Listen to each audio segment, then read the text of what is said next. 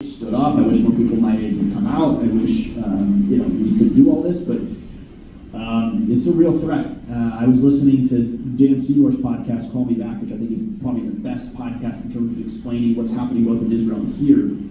And he was discussing, just in his most recent episode, what people in Israel think about what's happening in America or around the world, combating anti-Semitism. And he made a point, he's like, I don't think they know how serious it is, how serious Jews are under threat here. And part of that's because they're obviously occupied with their own fight and their own politics. I do think we owe a lot of credit for Donald Trump.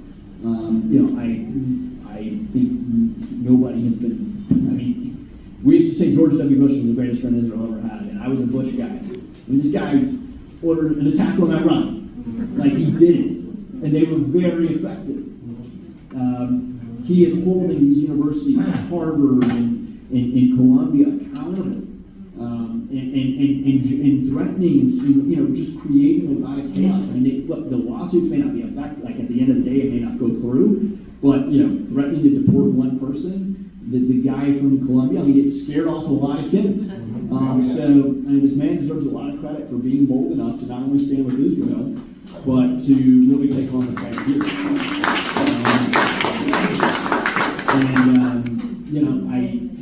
It's a stark contrast from where you were with Biden, whose administration did everything they could to undermine not only support financially, militarily for the state of Israel, but to essentially support and fund a lot of these initiatives that led to this chaos. It got out of control too fast.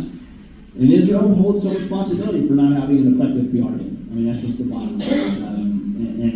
Again, I think you're fighting a war, but you're fighting a war here. And so I remember, and I'll shut up after this, we were in Israel a year ago. Ron Dermer was speaking to a group of us, me, Quad, some other guys, and he said, everybody comes to Israel from America. It's like, how are you all doing? He's like, we're fine. We're fighting. We're fine. How are you doing in America?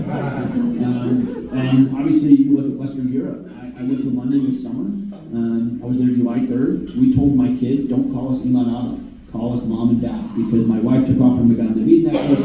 We just felt like we were in Pakistan. It was like, Western Europe is gone. And they're not joking. I saw it. It's gone. Everywhere. So... We also talked about the RJC